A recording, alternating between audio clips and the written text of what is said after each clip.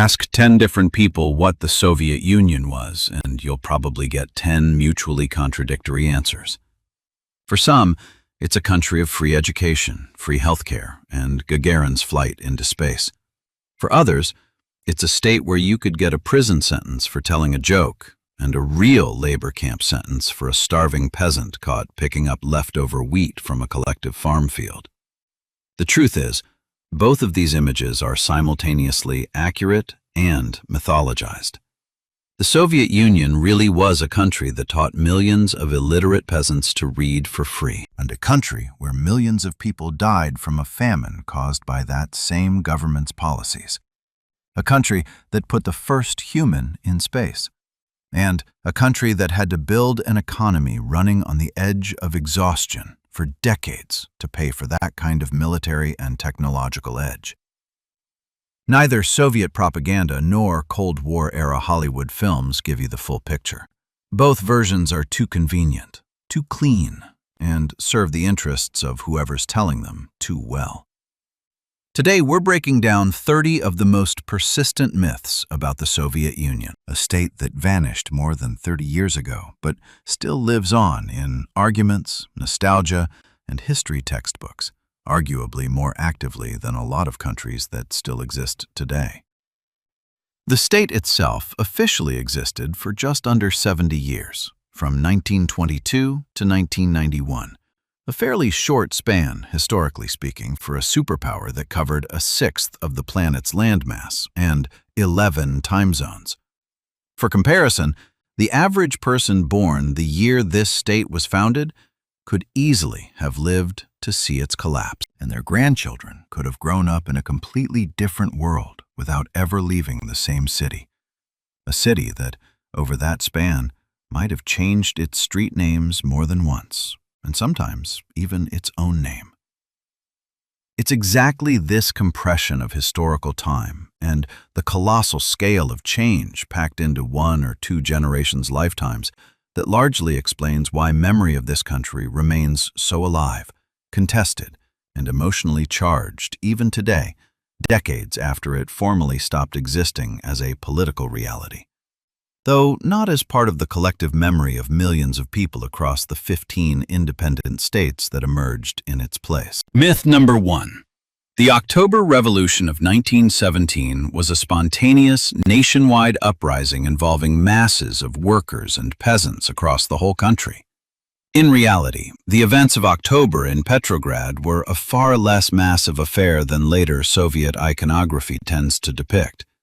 The Bolshevik seizure of power was carried out by relatively small, well-organized armed detachments, the Red Guard and Revolutionary Sailors, not by millions storming barricades in a mass demonstration. The famous storming of the Winter Palace, portrayed for decades in film as a massive battle with hundreds of casualties, in reality involved only a handful of losses. The palace was guarded by relatively small demoralized units, most of whom surrendered with barely any resistance. By historians' estimates, meaningfully fewer people actively took part in that day's events in Petrograd than were later depicted on anniversary posters and in Sergei Eisenstein's film October, which, shot a decade after the events themselves, largely shaped later generations' visual myth of a mass assault all on its own. The far more genuinely mass popular event was actually the February Revolution of that same year, which toppled the monarchy. But it's the October date, more convenient for the new government, that predictably ended up front and center in Soviet historiography instead. The actual storming of the Winter Palace stretched over several hours of fairly chaotic, disjointed action rather than a single swift push. A large share of the palace's defenders, including the women's battalion and military cadets, simply dispersed or surrendered even before the formal storming began. Once word spread that the Peter and Paul Fortress garrison had defected to the rebel side, meaning the event that became the revolution's central symbol was, in the moment, far less dramatic than its later artistic reconstruction, filmed for the wider public 10 years after the fact. There's also a widespread legend about a shot fired by the cruiser Aurora, supposedly signaling the start of the decisive assault. In reality, This was a blank shot, fired after the main rebel forces had already effectively occupied key positions around the palace, meaning it was a symbolic rather than militarily significant element of that night's events, later inflated into the revolution's whole turning point. The ship's name itself later became so tightly bound up with Soviet state symbolism that the cruiser, long retired from active military service, was turned into a museum ship and remains moored on the Neva embankment in St. Petersburg to this day.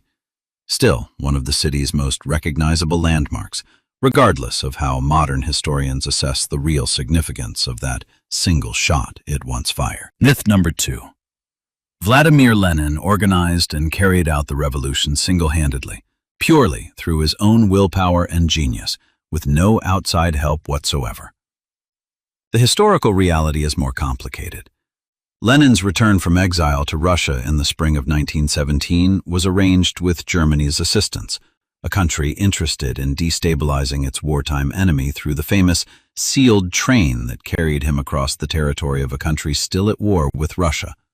A documented fact most modern historians don't dispute, though the exact scale and nature of subsequent German funding for the Bolshevik Party remains a matter of scholarly debate, given how fragmentary the surviving sources are, many of which were either destroyed or never declassified by any of the parties involved.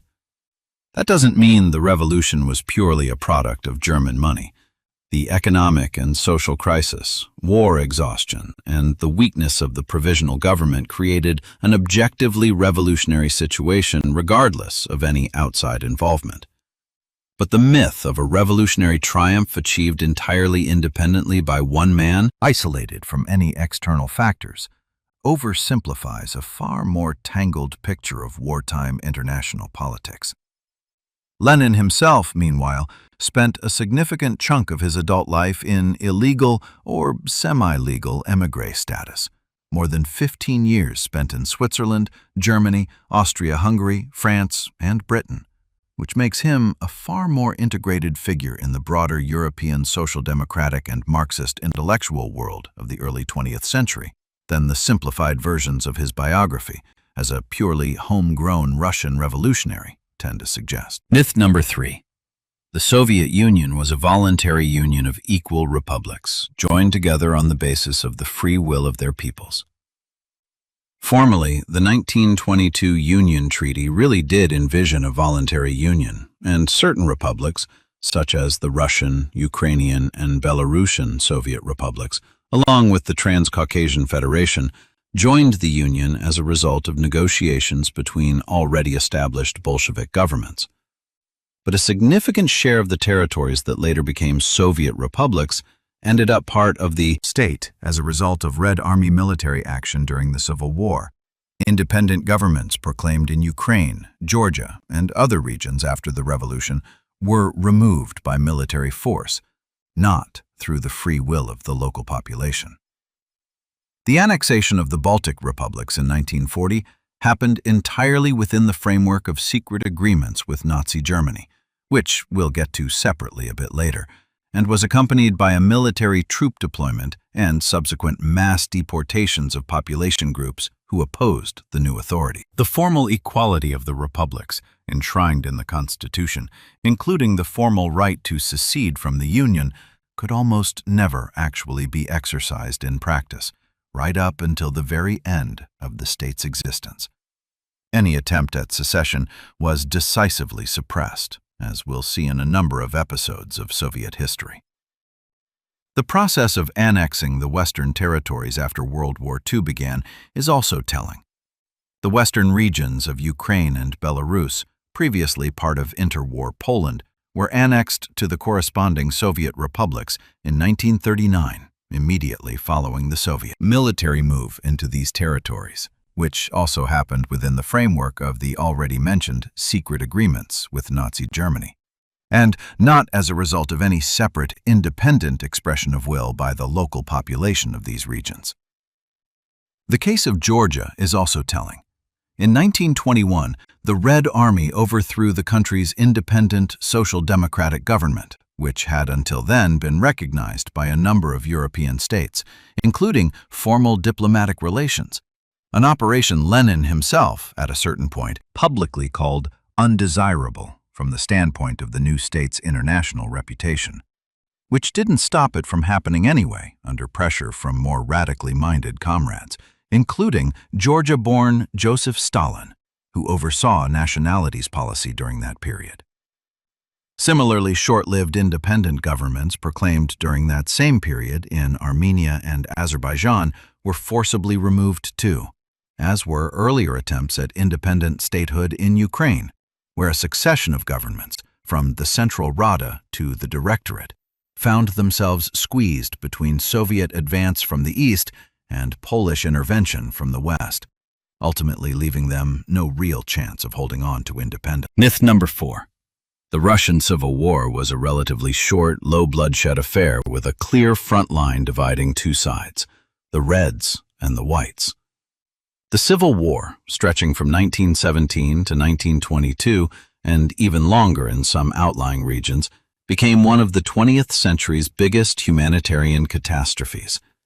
By various historians' estimates, total losses from combat, Red and White terror, and the famine and epidemics the war triggered ran from 7 to 12 million people, a figure comparable to some major powers' losses in World War I. Also worth mentioning is the policy of war communism pursued by the Bolshevik government during the Civil War years. Forced grain requisitioning, under which peasants had practically all their surplus, and often part of the grain they needed for their own survival, seized from them, sparked mass peasant discontent and armed uprisings as early as the start of the 1920s, the largest of which was the Tambov Rebellion of 1921, which engulfed an entire province and required regular Red Army units under the future Marshal Mikhail Tukhachevsky to suppress. Troops that, by some accounts, used poison gas against rebels hiding in the forests, an episode that itself remained little known to the wider public outside a narrow circle of Civil War specialists for a long time, since it fit poorly with the official image of the peasantry as a natural, grateful ally of the new government. That said, the war itself was far more multipolar than the simplified Reds versus Whites framing suggests.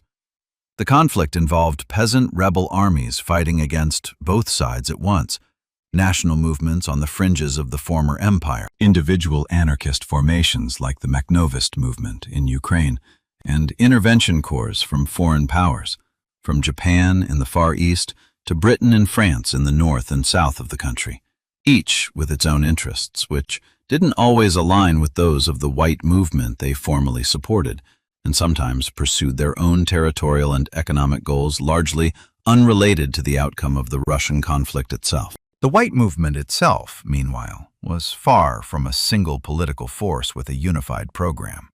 Its ranks simultaneously included monarchists seeking to restore the old order, liberals advocating for a constitutional republic, and moderate socialists, which created constant internal contradictions and got in the way of forming a single alternative to Bolshevik rule attractive to the broader population, a factor many historians call one of the significant reasons for the whites' ultimate defeat, alongside purely military and organizational miscalculations. We've covered how the state came into being on the map. Now, let's move to the period around which, perhaps, the fiercest arguments rage today, the era of Joseph Stalin, where myths pile up on myths from both sides of the debate, and any attempt to say something in between full vindication and full condemnation risks drawing criticism from both opposing camps at once. Myth number 5.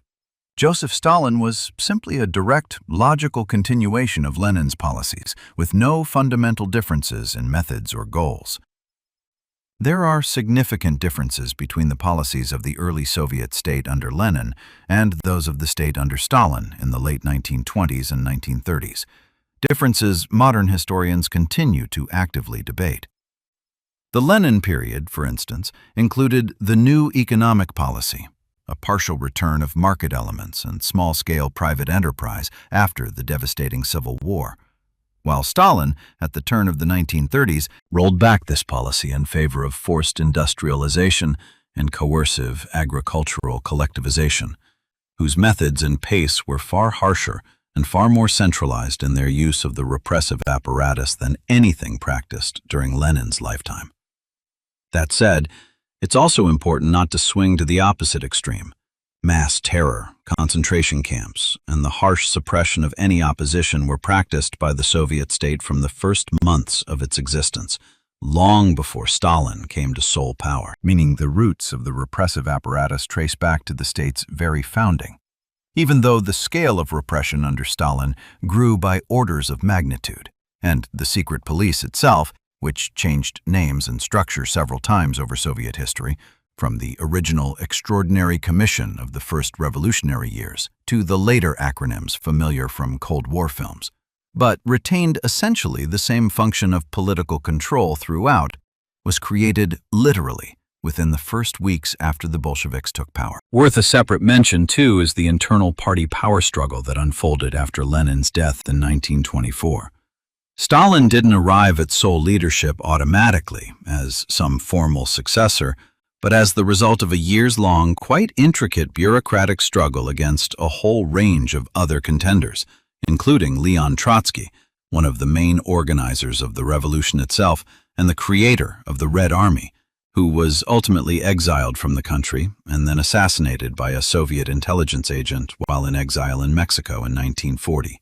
An episode that, by itself, nicely illustrates just how far the logic of eliminating political rivals extended, even beyond the state's own borders. This kind of practice of eliminating undesirables abroad wasn't limited to Trotsky's case alone.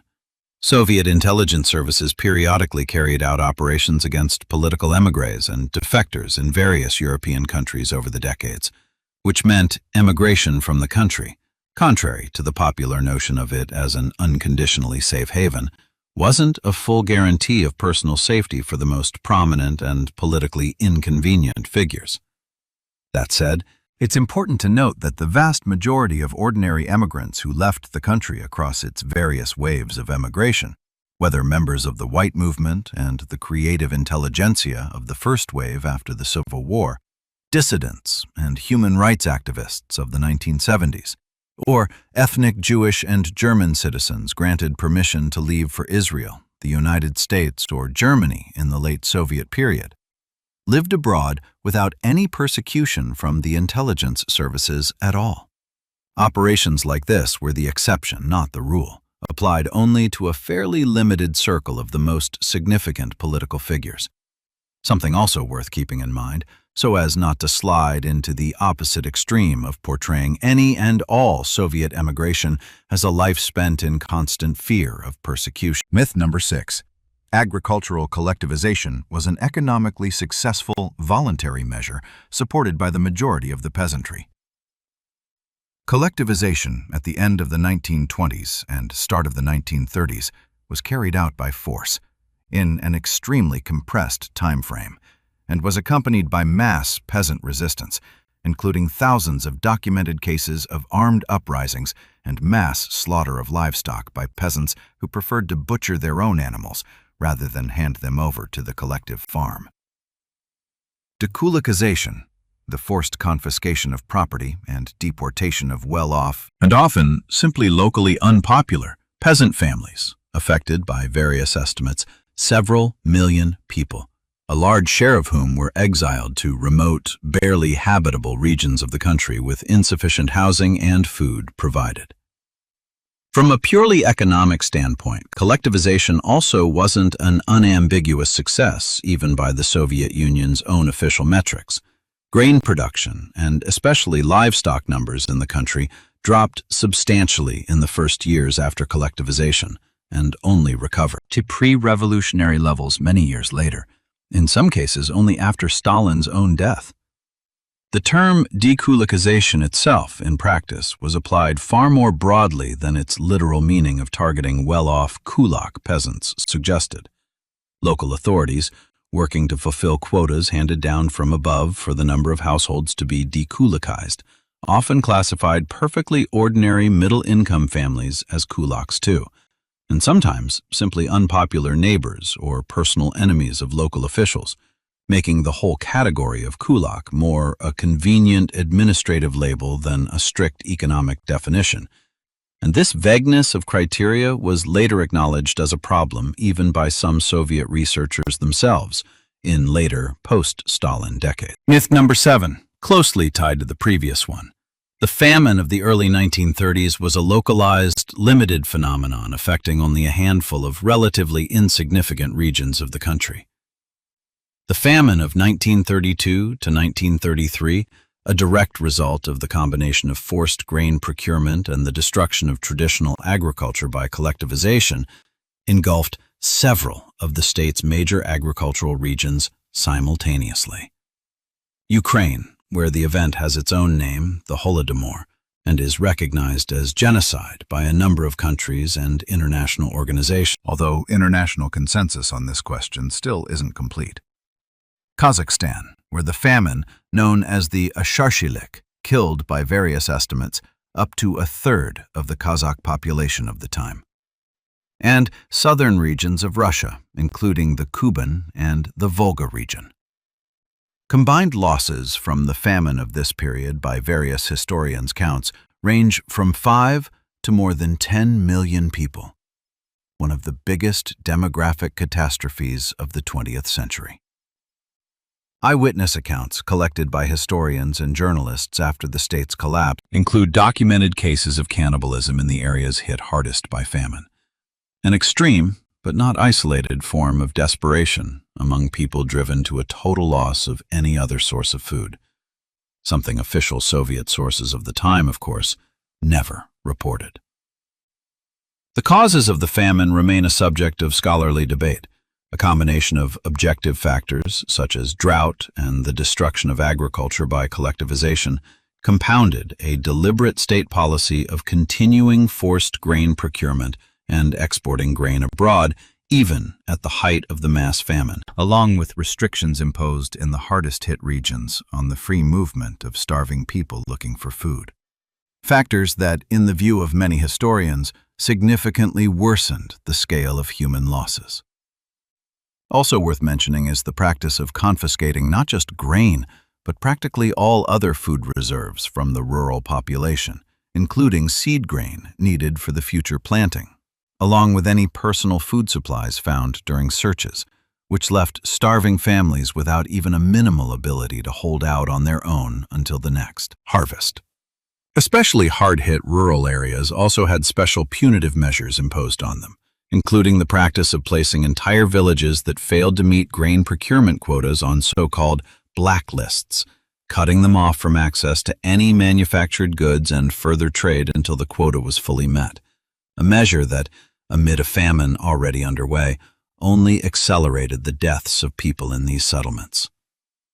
For a long time, any mention of the mass famine of the early 1930s was effectively a taboo subject in the country, not officially acknowledged at the state level until the state's final years, when archival material from this period gradually began to be declassified.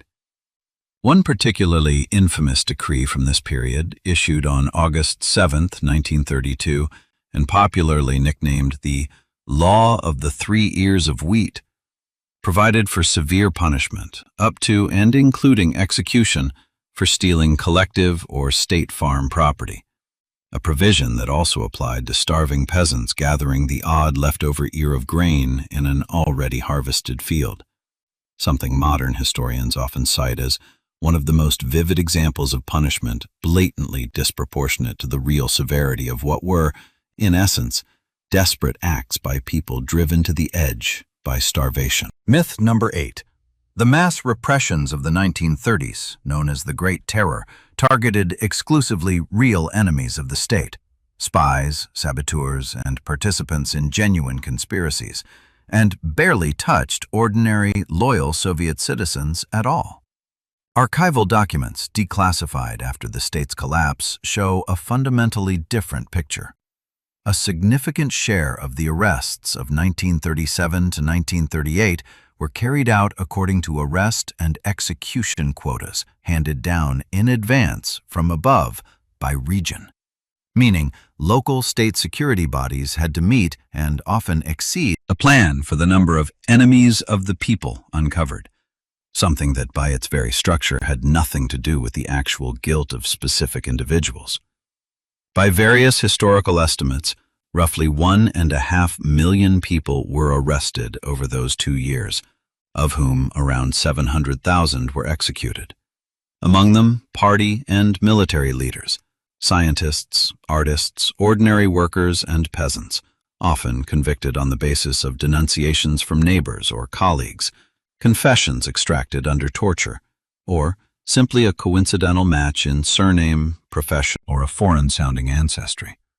Many verdicts of this period weren't handed down by full courts with defense counsel and the right of appeal, but by extrajudicial bodies like the so-called troikas, simplified commissions of 3 local officials who reviewed dozens, sometimes hundreds of cases in a single sitting, often without the accused even present, making the whole procedure more of an administrative conveyor belt than an act of justice in any familiar sense of the word. Surviving records of individual troika sessions, later published by researchers after the state's collapse, document cases where reviewing a single case took literally a few minutes. The verdict was often decided in advance, before the formal session, based on an indictment drawn up by the investigator, and the troika's session itself amounted more to a ritual rubber stamp on an already made decision than any real examination of the merits of the case. Myth number 9. The system of corrective labor camps was just an ordinary system of work camps, similar in conditions to prisons in other countries of the period, with no exceptional loss of life among prisoners. Over the decades the camp system existed, by various estimates, somewhere between 15 and 18 million people passed through it, a significant share of whom were convicted not of criminal offenses, but under political charges, for anti-Soviet agitation, failure to report a crime, or simply belonging to a socially alien category of the population. Conditions in most camps, especially in remote northern and eastern regions, were marked by an extremely harsh climate, insufficient food, and high mortality on hard physical labor like logging and mining. By historians' estimates, the death toll across the camp's entire existence runs into the millions, though exact figures remain disputed due to the incompleteness and inconsistency of surviving statistics from the very agency responsible for the camp system.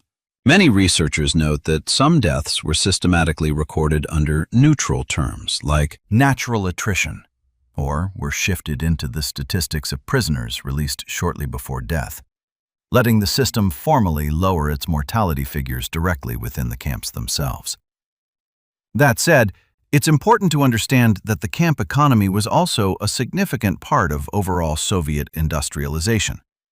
Prisoners built canals, railroads, and industrial facilities, including, for instance, the infamous White Sea-Baltic Canal, built in a record-breaking little over a year, almost entirely by prisoners' hand labor with no heavy machinery, and during whose construction, by various estimates, tens of thousands of prisoners died.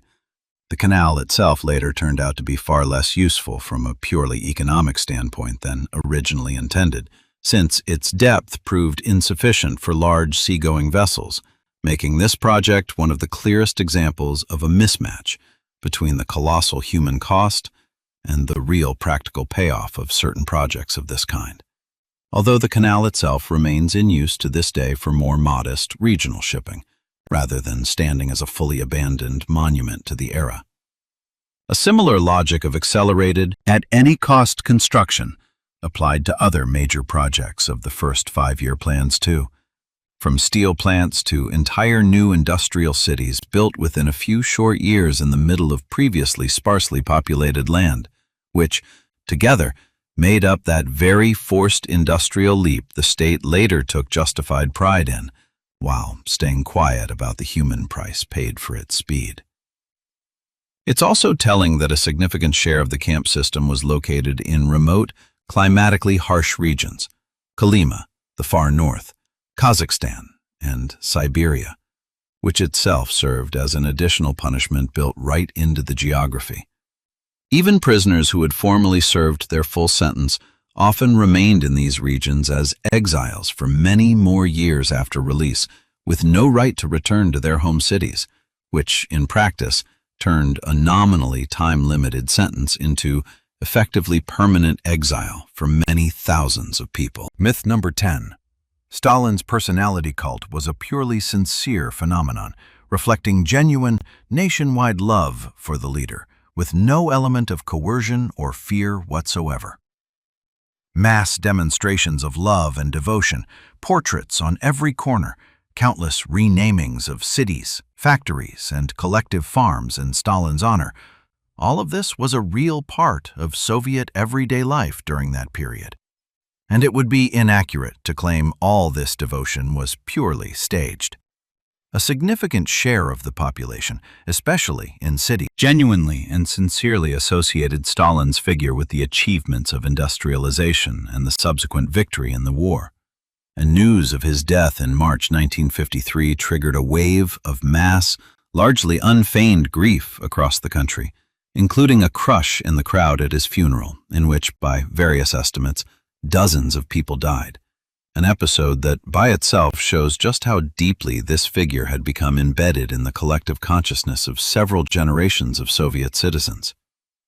But at the same time, the personality cult was also built and maintained by a powerful propaganda apparatus, and any expression of doubt about the leader, even an accidental or careless one, from an unluckily fallen portrait to a stray typo in a newspaper printing of his name that could be interpreted as deliberate sabotage, could carry the most serious consequences, up to arrest, which created an atmosphere where demonstrative devotion was often less an expression of genuine feeling than a practical survival strategy in a society where silent disagreement was punished no less harshly than open dissent. The scale of the cult is also well illustrated by renaming statistics. By the end of the Stalin era, dozens of cities and thousands of collective farms, factories, streets, and institutions across the country carried Stalin's own name or names derived from it. And after his death in 1953, and especially after the personality cult was condemned at the 20th Party Congress in 1956, in Nikita Khrushchev's famous closed-door speech, which first publicly acknowledged the scale of the Stalin-era's repressions and abuses in front of the Congress delegates. A significant share of these renamings were just as massively reversed, a reverse process known as de-Stalinization that touched monuments, city place names, and school history textbooks alike. We've covered the domestic politics of the pre-war period. Now let's move to an event that remains, arguably, the most painful and simultaneously most mythologized subject in all of Soviet history. Myth number 11. The Soviet Union won the war against Nazi Germany practically single-handedly, with no meaningfully significant military or economic help from its Western allies. The role of the Soviet front and Soviet losses in the overall victory over Nazism really was decisive. It was on the Eastern Front that the bulk of the German ground forces were destroyed, and Soviet losses, military and civilian combined by various estimates, ran from 20 to 27 million people, several times the combined total losses of all the other countries in the anti-Hitler coalition put together, including the United States and Britain, each of which lost somewhere around several 100,000 people over the entire war across all theaters combined at once. A 2 orders of magnitude difference that, by itself, explains why memory of this war holds such a special, almost sacred place in the historical memory of the post-Soviet space compared to Western countries, where the war is remembered quite differently. Denying the central role of the Soviet front in defeating Nazism would be a historical distortion. But Western aid under the Lend-Lease program, which included shipments of vehicles, food, aviation fuel, metals, and certain types of weapons, played a notable role in keeping the Soviet Army and home front functioning, especially during the critical years of 1941 to 1942. By some historians' estimates, the share of Lend-Lease trucks in the Soviet vehicle fleet of that period was quite substantial, significantly boosting the mobility of Soviet forces in the war's later stages, even though the routes for delivering this cargo, including the Arctic convoys through the northern seas to Murmansk and Arkhangelsk, were themselves extremely dangerous and came with significant losses of cargo ships to German submarines and aircraft. For a long time, official Soviet historiography seriously downplayed the role of Lend-Lease for ideological reasons, which is exactly what gave rise to the enduring notion of a fully self-sufficient victory. The term Lend-Lease, incidentally, rarely appeared in post-war Soviet films and textbooks precisely because acknowledging significant dependence on Western supplies fit poorly with the central propaganda idea of the superiority of the Soviet planned economy, which supposedly equipped its war industry with everything needed to defeat the enemy entirely on its own, without outside help. Allied assistance wasn't limited to Lend-Lease alone. A significant share of the combat aircraft operating on the Soviet front at various points in the war was built on American and British technology, or supplied directly by the Allies, and shipments of high-octane aviation fuel, in short supply for Soviet oil refining at the time, by some researchers' estimates, significantly boosted the combat performance of Soviet fighter aircraft. At the same time, the effectiveness and timeliness of Allied deliveries at different points in the war were also a source of serious disagreement between Soviet and Western leadership, even during the war itself. Stalin repeatedly and quite bluntly demanded the Allies open a second front in Europe well before the actual Normandy landing in 1944, considering the delay strategically disadvantageous for the Soviet side, which had spent several years holding back the bulk of German ground forces practically alone. Myth number 12. The Non-Aggression Pact between the Soviet Union and Nazi Germany, signed in August 1939, was an ordinary diplomatic agreement comparable to dozens of other non-aggression pacts European countries signed during that period. Attached to the pact was a secret additional protocol dividing Eastern Europe into spheres of influence between the two states. The existence of this protocol was officially denied by Soviet authorities for decades, only acknowledged as genuine in the late 1980s, at the twilight of the state's existence. It was within the framework of the arrangements laid out in this protocol that the subsequent partition of Poland between Germany and the Soviet Union took place, along with the annexation of the Baltic states and part of Romania to Soviet territory.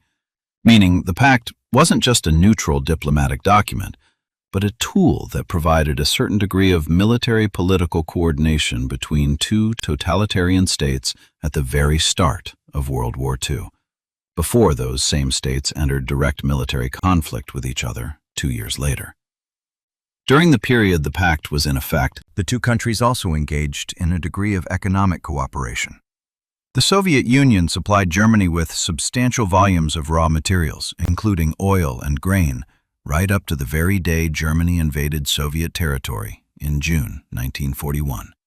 A detail long downplayed in post-war Soviet historiography, which sought to present the events purely as a sudden, entirely unprovoked act of treacherous aggression, with no mention of the preceding period of fairly close economic cooperation between the two states. Myth number 13. Soviet soldiers, throughout the entire war, went into battle purely of their own free will, with genuine enthusiasm, with no element of coercion from their own command whatsoever.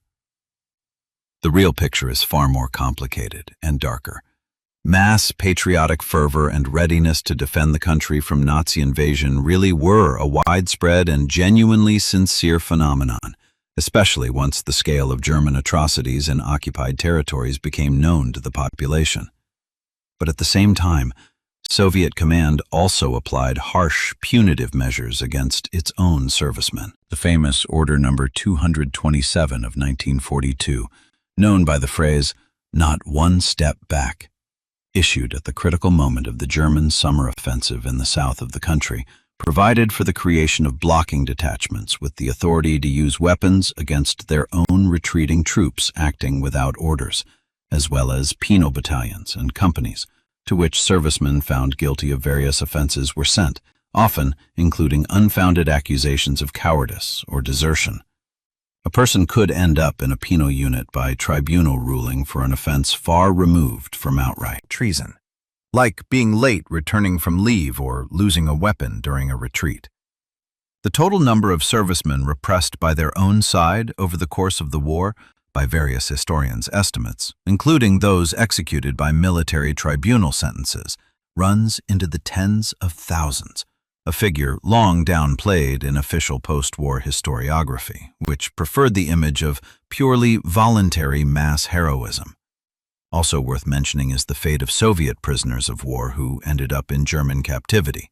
Upon returning home after liberation, many of them, regardless of the actual circumstances of their capture, whether captured unconscious from a wound, surrounded with no chance of resistance, or under any other circumstances beyond the soldier's own control, were subjected to suspicion of treason and put through a system of filtration camps, and often outright repression, which sharply contrasts with the popular notion of an unambiguously heroic and grateful state attitude toward its own veterans immediately after the war.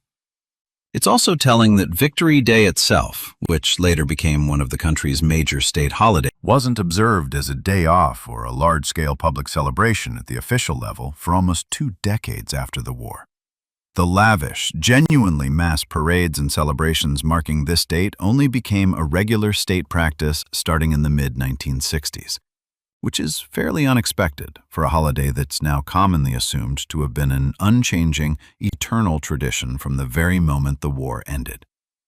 This is partly explained by the fact that in the first post-war decades, the state was far more interested in mobilizing the population to rebuild the war-shattered economy than in large-scale celebrations requiring significant resources. Only as direct memory of the war gradually became historical past, rather than recently lived trauma, did the holiday gradually take on the lavish, ritualized format most closely associated with it today. Myth number 14. Victory in the war was achieved at a relatively low cost, and the high casualty figures are an exaggeration spread by the country's ill-wishers after the fact. As already noted, Soviet losses in the war were among the highest of any warring state, both in absolute terms and, in many cases, in relative terms too. And a significant share of historians attribute these extremely high losses not just to the exceptional brutality of Nazi occupation policy, but to specific miscalculations by Soviet military and political leadership, especially in the war's early stage, including insufficient preparedness for the German invasion in the summer of 1941, despite numerous intelligence warnings reaching Soviet leadership in the preceding months from both Soviet intelligence itself and foreign sources, including British intelligence, which Stalin, by contemporaries' accounts, simply refused to believe, considering them a provocation meant to push his country into war with Germany ahead of schedule. A miscalculation that came at a heavy cost in the first, most catastrophic weeks of the war, when a large share of Soviet aircraft was destroyed right on the airfields on the very first day of the German offensive. A number of major military operations later in the war are also criticized by several military historians for tactics that led to disproportionately high personnel losses relative to the military results achieved, including the practice of launching frontal, poorly prepared attacks on fortified enemy positions purely to mark symbolic dates or to be able to report the capture of a specific settlement by a particular anniversary, something some military researchers directly call an example of sacrificing human lives for propaganda rather than purely military expediency. Acknowledging these miscalculations doesn't diminish either the scale of the ultimate victory or the heroism of individual soldiers and entire military units. But the idea of a war won purely through superior strategy and minimal costs doesn't hold up against the historical record. Another long downplayed chapter of the war is the fate of the civilian population in occupied territories and besieged cities. During the nearly 900-day siege of Leningrad alone, by various estimates, anywhere from 600,000 to more than 1 million civilians died from starvation, cold, and shelling. And the siege itself could have been partly eased by an earlier evacuation of the population, which Soviet leadership, in the view of several historians, delayed for reasons of military and propaganda expediency in holding the city at any cost. The famous Road of Life, the ice route across Lake Ladoga that became the besieged city's only supply and evacuation route. In winter, for all its heroic symbolism, remained an extremely dangerous and unreliable route. Trucks regularly broke through the ice under the weight of their cargo, and the road itself was under constant artillery fire and air attack, making every single run a separate, far from guaranteed to succeed operation throughout the entire siege. Food ration norms for the besieged city, at the harshest point of the winter of 1941 to 1942, dropped to just a few dozen grams of bread per person per day, with a large share of it made up of additives like cellulose and wallpaper dust instead of flour, a figure that, by itself, explains the scale of death from exhaustion among a civilian population cut off from its normal supply routes for long months. Myth number 15, closing this block. The deportation of entire peoples during the Soviet period was a rare, isolated exception to the state's general policy. As we've touched on in relation to individual republics in earlier videos of this series, deportation on ethnic grounds was a systematic, recurring practice of Soviet state policy, especially intense during the war and pre-war years. Volga Germans were deported in 1941 immediately after the start of the war with Germany, purely on the basis of ethnic origin, with no individual accusations whatsoever. Crimean Tatars, Chechens, Ingush, Kalmyks, and a number of other peoples of the Caucasus were deported in 1944 on charges of collective collaboration with the occupiers, a charge modern historians largely consider unfounded when applied to the overwhelming majority of the deported population, which included the elderly, women, and children. The operation to deport the Crimean Tatars, known under the code name Surprise, was carried out in a matter of literally just a few days. People were given anywhere from a few minutes to half an hour to pack, after which they were loaded onto freight cars, originally meant for transporting livestock and cargo, not people. By various historians' estimates, a significant share of those deported, by some counts as much as a third of the total, died within the first year and a half or two from disease, hunger, and the unfamiliar climate of their new settlement areas, which leads a number of modern researchers to characterize what happened not simply as forced resettlement, but as an event bearing the hallmarks of ethnic cleansing.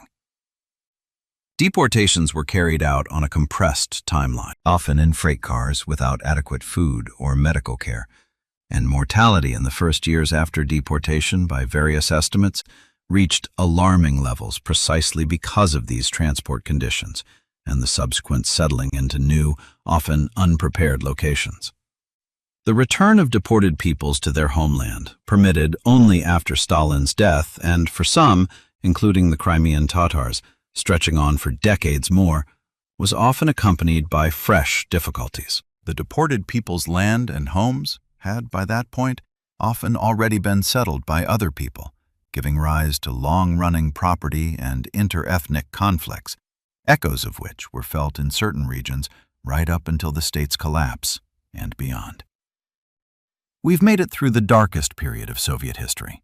Now, let's turn to a subject that, for many people who lived through that era, is associated first and foremost with everyday life: daily existence, the economy, and that famous Soviet social safety net. Myth number 16. The Soviet Union had complete social equality, and there was no privileged class detached from ordinary people living noticeably better than everyone else. Official ideology really did proclaim a classless society, and certain forms of social equality, chiefly in access to basic education and healthcare, were a real achievement of the Soviet system compared to the pre-revolutionary period.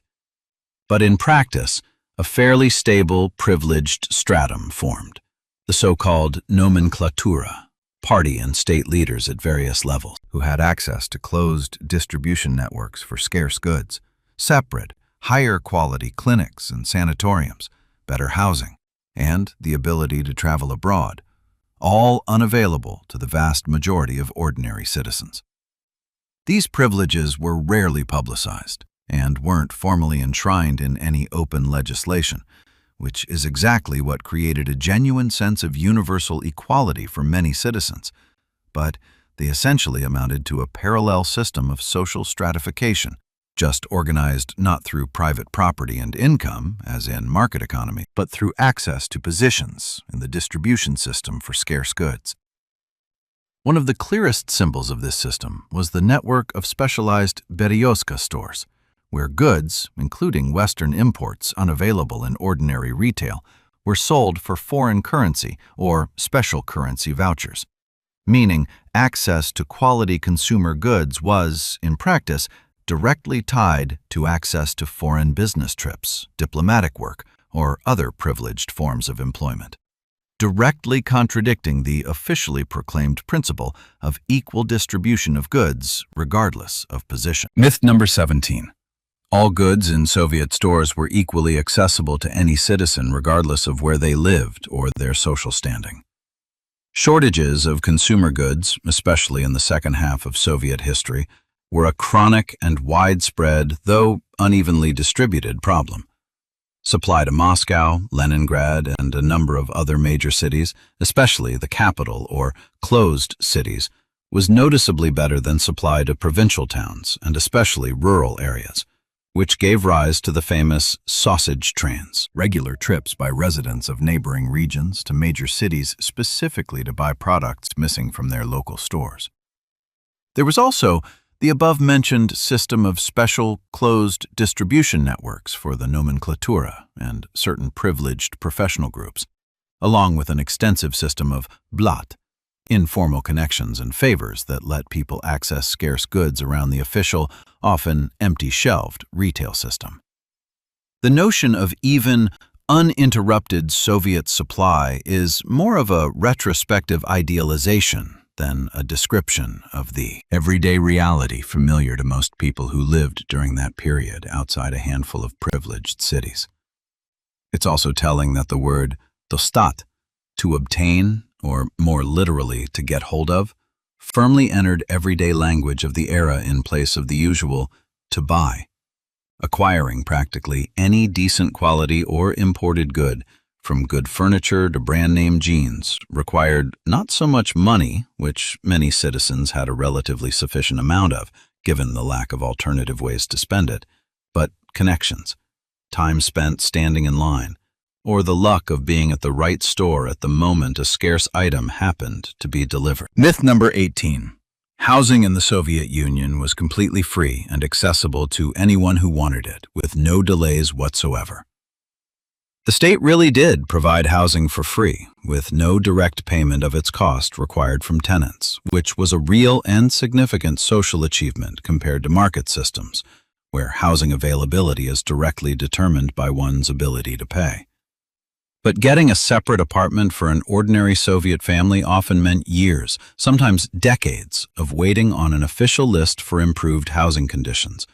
Meanwhile, many families were forced to live in communal apartments throughout this entire time, sharing a kitchen, bathroom, and hallway with several other, often completely unrelated families, giving rise to its own well-documented layer of everyday conflicts and hardships in Soviet literature and film.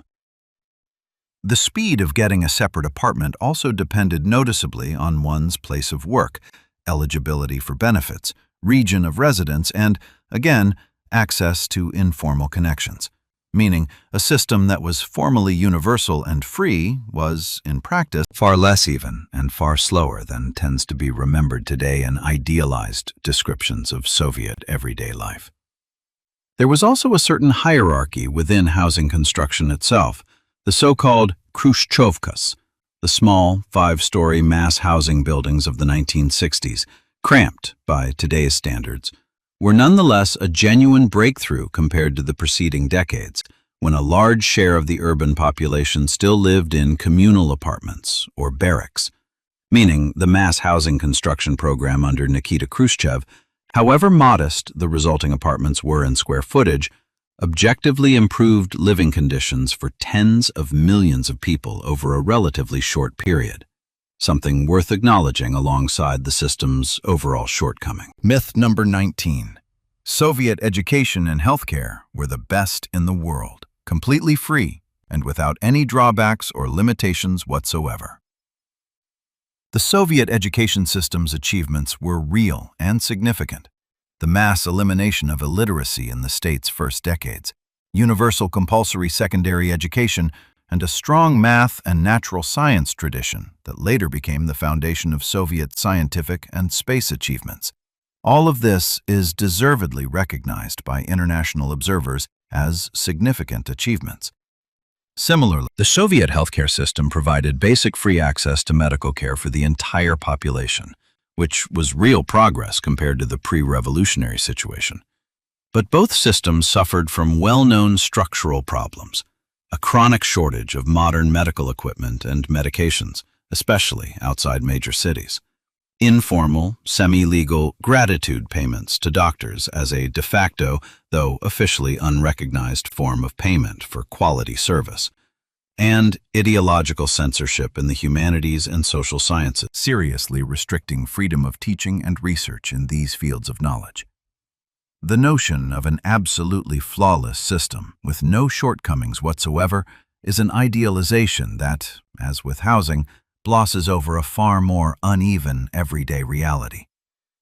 That said, certain areas of Soviet medicine, especially military surgery, virology, and vaccination against certain infectious diseases, really were at the cutting edge of world standards and were recognized as such even by Western colleagues, meaning the picture wasn't uniformly mediocre across the board, but rather combined certain areas of genuine excellence with a general chronic shortage of resources in everyday mass practice. Myth number 20. Women in the Soviet Union had full, actual equality with men in every sphere of life. Women's formal legal equality was enshrined in the very first years of Soviet power. Voting rights, access to education, and any profession, including technical and scientific fields, where women's presence in many Western countries of the time was far more limited. A significant share of women worked as doctors, engineers, and scientists, a share noticeably higher than comparable figures in many Western countries of the period. But actual equality remained incomplete. Household duties and childcare in the vast majority of families still fell primarily on women, on top of their full-time professional employment, creating the well-known phenomenon of the double burden, and women's representation at the very highest levels of political and state leadership remained extremely limited throughout practically all of Soviet history. Over the decades the state existed, not a single woman ever held the position of its top leader, and the number of women in the top party leadership could be counted on one hand. Valentina Tereshkova, the world's first woman cosmonaut, whose 1963 flight was an important propaganda achievement, was held up specifically as a symbol of gender equality. But this single, meticulously staged propaganda triumph didn't change the fact that the next Soviet woman cosmonaut didn't fly into space until almost 2 decades later, which speaks quite eloquently to the gap between a showcase symbolic gesture and actual systemic practice. Also telling is the question of reproductive rights. Abortion was legalized in the country in the very first years of Soviet power, a genuinely progressive decision by world standards at the time, ahead of most Western countries by many decades. But then completely banned under Stalin in 1936 as part of a demographic and family policy aimed at raising the birth rate, and only re-legalized 2 decades later in 1955. Policy swings that directly and quite substantially affected the personal lives of millions of Soviet women within the span of, literally, 1 generation. All while access to modern contraceptives in the country remained extremely limited for almost the entire Soviet period, which made abortion, for many women, effectively the main available method of family planning, regardless of whether the state permitted it at any given point in history. We've covered everyday life and its myths. Now, let's turn to an area the Soviet Union genuinely, deservedly took pride in, one that still draws admiration even from the system's harshest critics: science, culture, and the conquest of space. But here too, as you're probably already starting to guess by the logic of today's video, behind the outward shine of these achievements hides a far more complicated, not always pretty, underside. Myth number 21. The Soviet space program and scientific achievements were the result of a purely peaceful pursuit of knowledge, with no connection whatsoever to the military standoff of the era. The reality is far more pragmatic. The Soviet rocket program grew directly out of military development of ballistic missiles designed to deliver nuclear weapons, and the space race with the United States itself, which began almost immediately after World War II ended and relied heavily on captured German rocket technology and specialists, both sides extracted from defeated Germany, was an inseparable part of the broader military, technological, and ideological standoff of the Cold War, where successes in space were seen by both sides as a direct demonstration of the superiority of their political and economic system as a whole. This doesn't diminish the real scientific and engineering genius behind launching the first artificial satellite of Earth in 1957, or Yuri Gagarin's flight in 1961. But presenting these achievements as the result of purely disinterested scientific curiosity, divorced from the military-political context of the arms race, means ignoring the real mechanisms of funding and prioritization behind Soviet science during that period. Also telling is the fate of the chief designer of the Soviet space program, Sergei Korolev.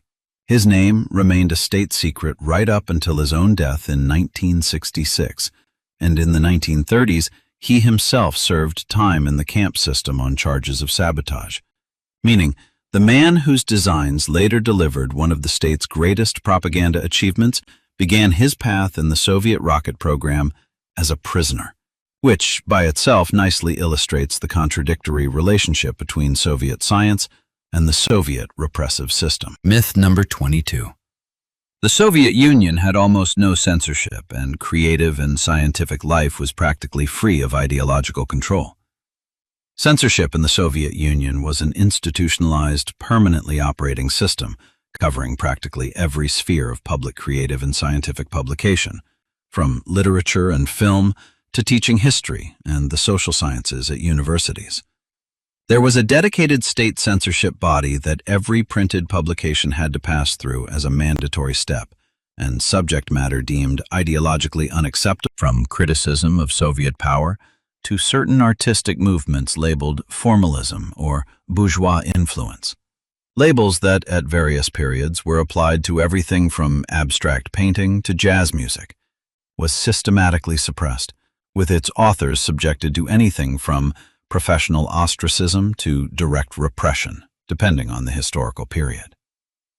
There was also the practice of the so-called Spetskran, closed library holdings where books deemed undesirable for ideological reasons were confiscated, to accessible only to a narrow circle of researchers with special permission, which turned the simple act of reading certain books, formally not destroyed but simply removed from open access, into a privilege available to far from everyone.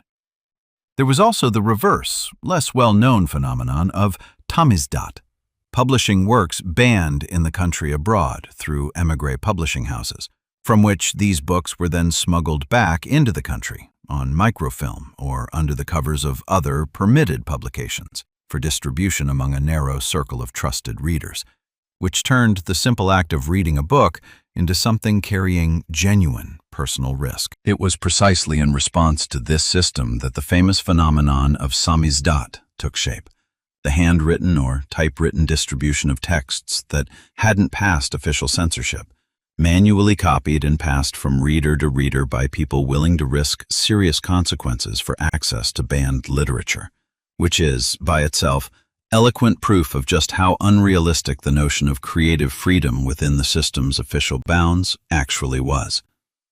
The fates of individual cultural figures illustrate this system well, with concrete examples. The writer Boris Pasternak was forced to decline the Nobel Prize in Literature in 1958 under massive state pressure and an organized smear campaign in the Soviet press. And the poet Joseph Brodsky, in the 1960s, was convicted on charges of social parasitism and sentenced to forced labor, precisely for not having an official place of employment, despite being a professional poet, a status the Soviet system simply refused to recognize as a legitimate form of employment outside the official state creative unions. Similar restrictions applied to foreign mass culture, too. Western music, film, and fashion weren't officially encouraged and were sometimes directly condemned as manifestations of bourgeois decay, which didn't stop them from making their way into the country through unofficial channels.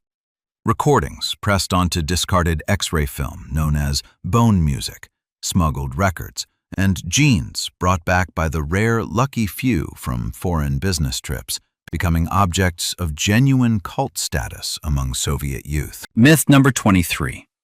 All the nationalities and peoples of the Soviet Union lived in complete interethnic harmony, with no friction, conflict, or favoritism toward any one people over another. Official Soviet ideology really did proclaim the principle of friendship of peoples and a certain degree of practical integration, from mixed marriages to shared education in a common language of interethnic communication, was a real part of everyday life in many regions of the country. But as we've already seen with the example of the deportation of entire peoples, and as covered in earlier videos of this series about specific Soviet republics, the state's nationalities policy was far more contradictory.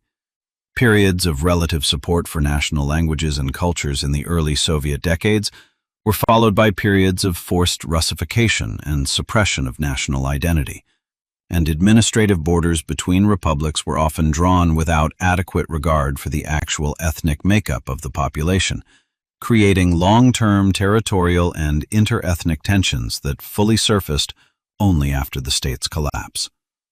The notion of ideal, conflict-free multinational harmony is a simplification convenient for official propaganda, but poorly matched to the real, far more complicated ethnic history of a vast multinational country. Also telling is the paradox of language policy. Formally, every Union republic had the right to education and administration in its own national language, and in the early Soviet decades, a deliberate policy of supporting local languages and writing systems was even pursued, known as korenizatsiya. But in parallel, Russian remained, in practice, unquestionably dominant in science, higher education, the armed forces, and career advancement across the entire country, creating a persistent and quite tangible incentive toward linguistic assimilation for the non-Russian population, especially in urban settings, regardless of formally proclaimed rights. Myth number 24. The Soviet economy, in terms of output and the population standard of living, was close to the world's second-largest economy, practically on par with the American one.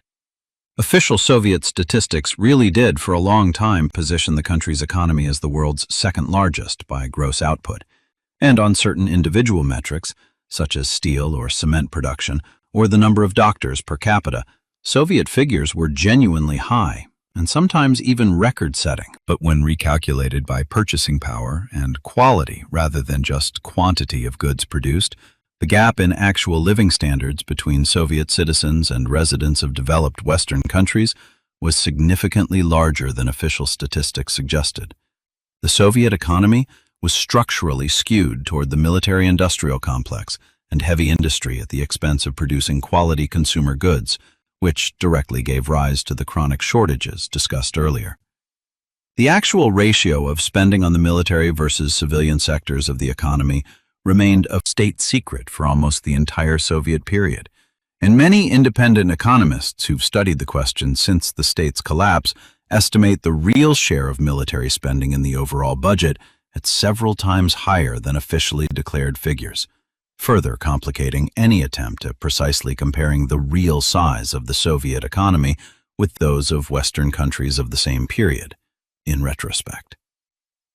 Many independent economists who studied Soviet statistics, both during the state's existence and after its collapse, point to systematic distortion of reported figures at every level of the management hierarchy, from individual enterprises interested in over-fulfilling planned targets on paper to nationwide statistics, which makes direct comparison of official Soviet figures with those of market economies methodologically unsound.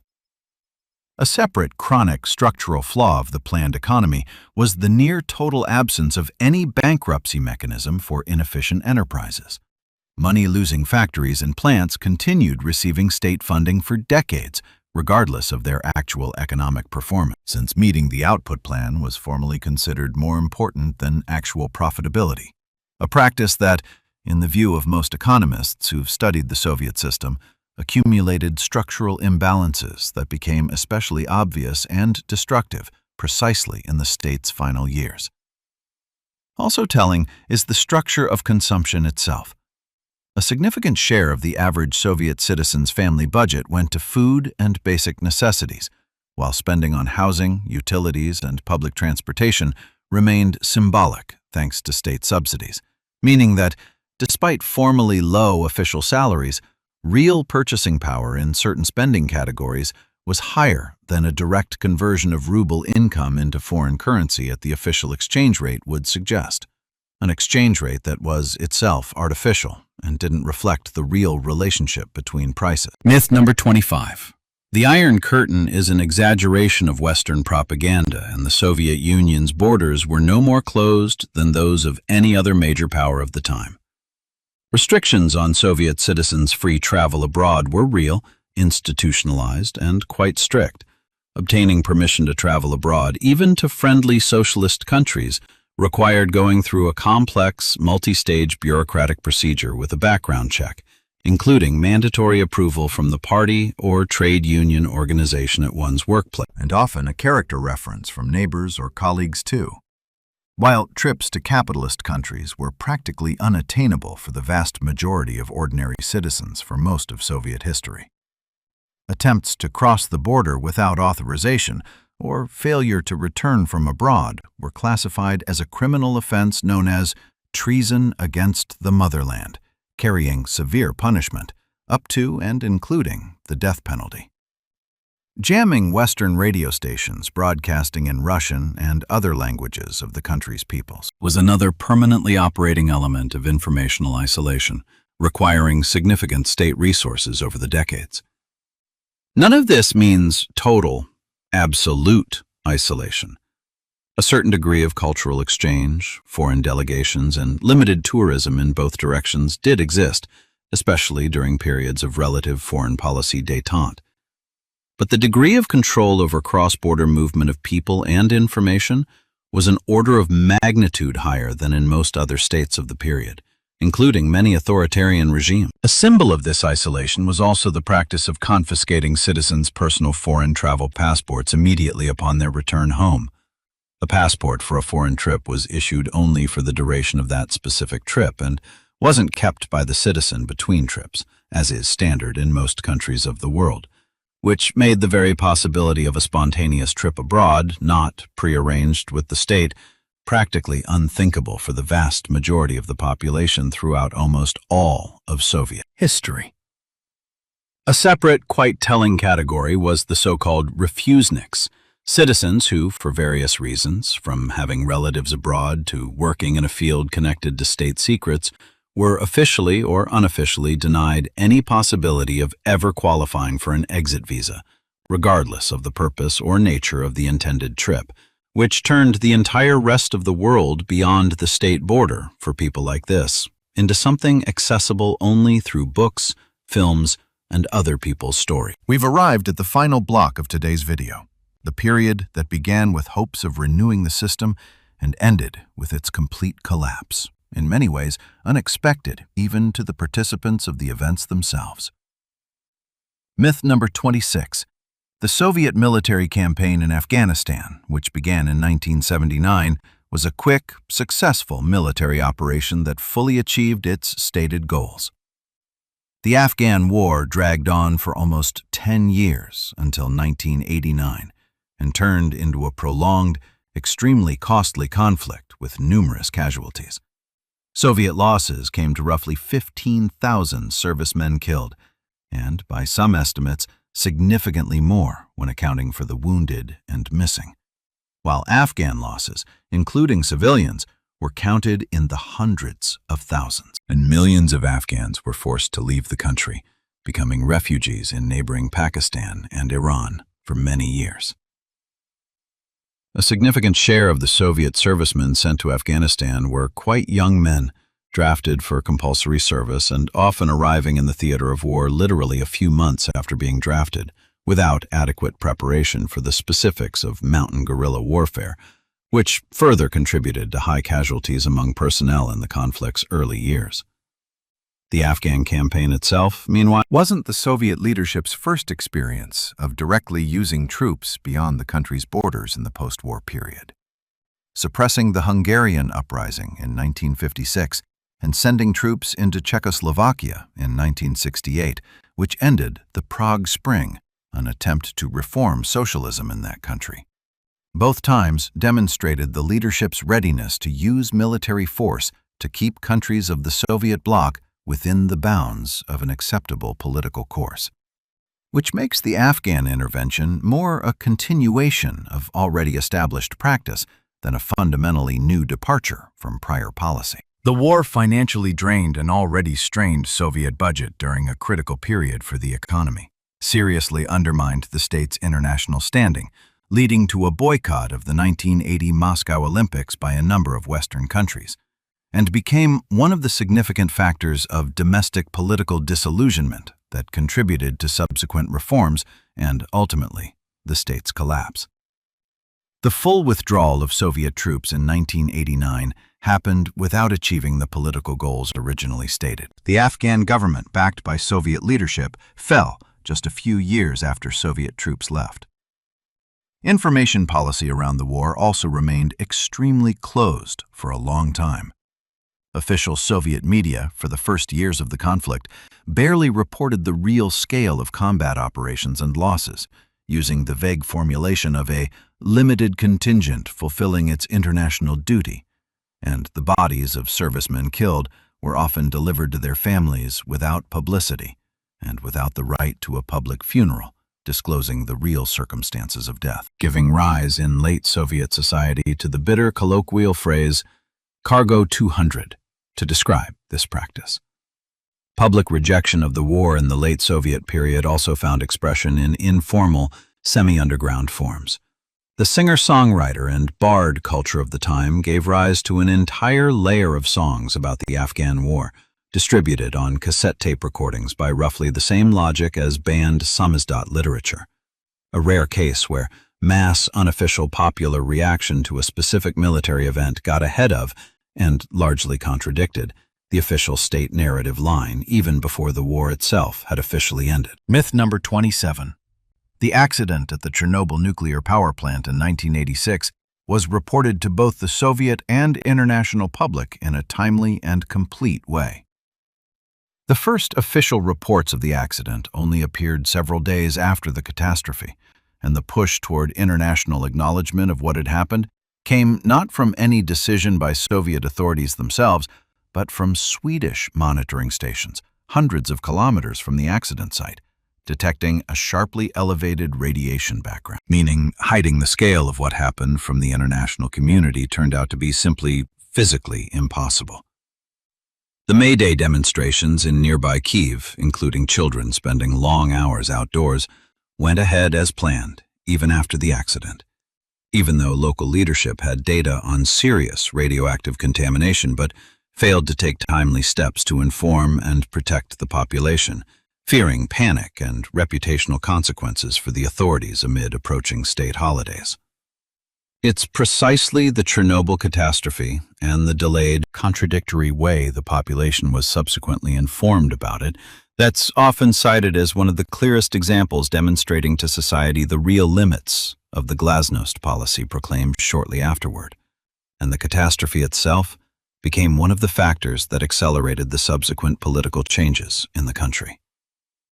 Cleaning up after the accident required mobilizing hundreds of thousands of people, known as liquidators, firefighters, soldiers, miners, and civilian specialists, many of whom worked in the zone of elevated radiation without adequate protection or full information about the real level of danger and the long-term health consequences of radiation exposure for a significant share of these people and for residents of the affected territories, including a rise in cancer rates, continue to be studied and discussed by specialists to this day, almost 4 decades after the catastrophe itself.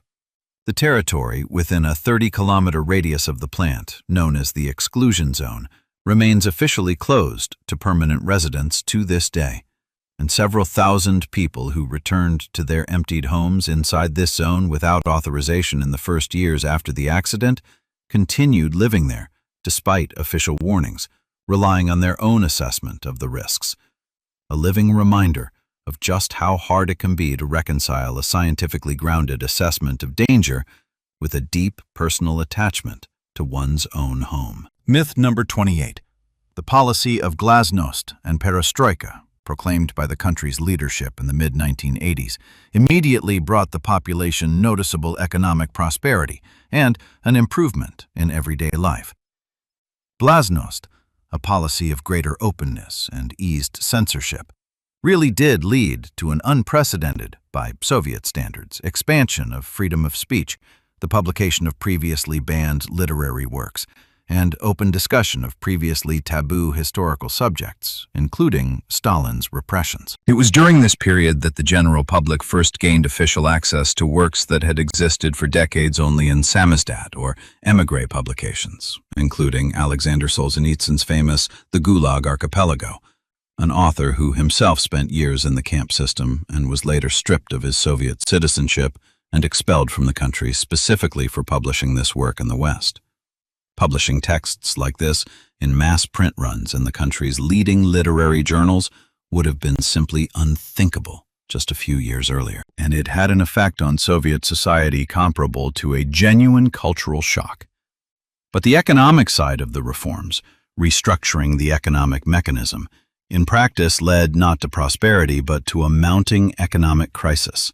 Inconsistent, half-measure market reforms dismantled the old planned supply system faster than a functioning market alternative could take shape, which triggered a sharp worsening of goods shortages, the famous empty store shelves, ration coupons for basic foodstuffs, and hours-long lines of the late 1980s, along with rising inflation, galloping toward the very end of the state's existence, and an overall decline in living standards for a significant share of the population in the state's final years, which in turn further undermined an already weakened public trust in the leadership's ability to handle the accumulated structural problems.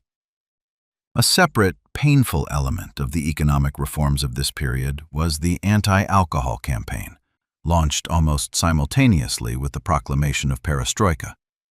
A sharp cut in alcohol production and sales, for all its good intentions of reducing consumption and the associated mortality, resulted in the mass felling of valuable vineyards in the country's southern regions, a rise in home distilling, and shortages of sugar, bought up by the population specifically for that purpose, along with a noticeable reduction in the already strained state budget's revenue from alcohol excise taxes.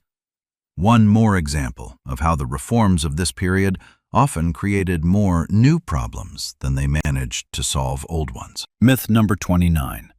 The Soviet Union collapsed purely as a result of a deliberate external conspiracy by Western powers, and internal causes of the collapse were secondary or entirely absent.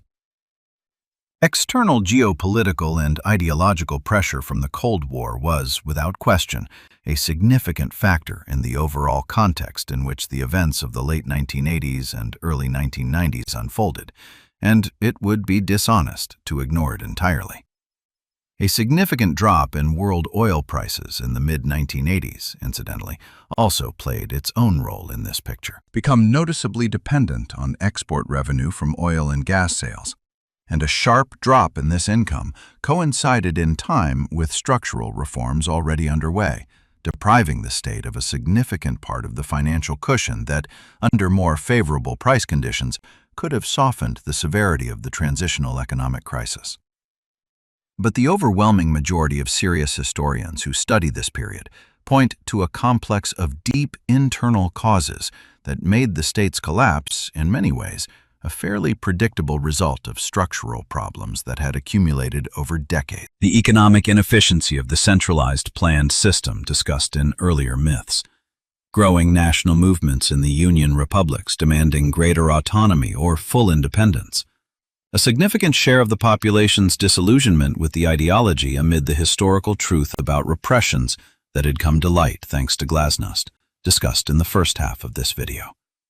And ultimately, the political paralysis of central leadership, which found itself unable to simultaneously reform the economy and hold together the integrity of a multinational state.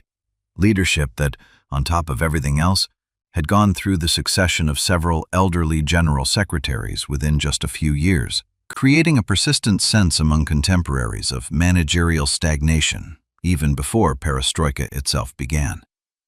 The decisive events of August 1991, an attempted coup by the conservative wing of leadership, which failed largely thanks to mass public resistance and the organizers' own indecisiveness, were more a catalyst and a symptom of an already deeply advanced process of disintegration than its root cause. The formal end of the state's history came just a few months later, in December 1991, when the leaders of three republics, Russia, Ukraine, and Belarus, signed an agreement ending the Union state's existence and forming the Commonwealth of Independent States, largely presenting the country's then-president, Mikhail Gorbachev, with a fait accompli. He formally relinquished his powers a few days later, on December 25th, and the state flag of the country, which had officially ceased to exist, was lowered over the Kremlin for the last time. And that brings us to the last, 30th myth of today's video, which perhaps best illustrates the central difficulty of the whole topic we've covered today. Myth number 30. Life under the Soviet Union was either unambiguously better or unambiguously worse than what came after its collapse. And anyone who claims otherwise is either being dishonest or simply doesn't remember how it really was. Reality categorically refuses to fit into this binary framing. For millions of people, the 1990s, after the state's collapse, turned into a genuine economic collapse of their own. Hyperinflation that wiped out decades of savings, rising crime, and a sharp social stratification unprecedented by Soviet standards. And in that sense, nostalgia for the guaranteed, if modest, stability of the Soviet era is entirely understandable and doesn't come down to simple historical ignorance. But at the same time, the state's collapse also brought millions of people real freedoms that had previously been impossible. The freedom to speak without regard for the censorship we discussed in detail in one of today's earlier myths. To travel without a permission-based visa procedure, to practice religion, to run a private business, to freely choose one's place of residence and profession without regard for ideological reliability. Freedoms whose value is most fully felt precisely by those who had previously been denied them. The Soviet Union was neither a lost paradise nor purely a prison of peoples with not a single bright spot. It was a real, internally contradictory historical experiment that combined massive scientific and social achievements with some of the biggest humanitarian catastrophes of the 20th century. And it's exactly this uncomfortable, stubbornly unsimplifiable complexity that's the only genuinely honest framework for discussing this country. Not the convenient, mutually exclusive myths we started today's conversation with. We've traveled from the storming of the Winter Palace to the launch of the first satellite, from famine and labor camps to free education and healthcare, from the secret protocols of the pact with Nazi Germany to victory over that same Nazism at the cost of tens of millions of lives, from closed borders and censorship to glasnost, which ultimately told the world all the truths we've discussed today. None of these stories exists apart from the others. Together, they make up the very state that some continue to mourn and others continue to condemn, but which, approached honestly, deserves neither in its pure form. It deserves to be remembered as it actually was. Worth adding, too, that the state's collapse wasn't a single moment, but a whole sequence of events rarely remembered in detail. As early as the spring and summer of that same year, 1991, before the December agreements, The country held a nationwide referendum on preserving a renewed Union state, in which the majority of participating citizens in the republics where the vote was even held expressed support for preserving it in some form or another. Meaning the collapse was far from a predetermined or overwhelmingly desired outcome, even just months before it actually happened. Which makes what occurred an even more historically ambiguous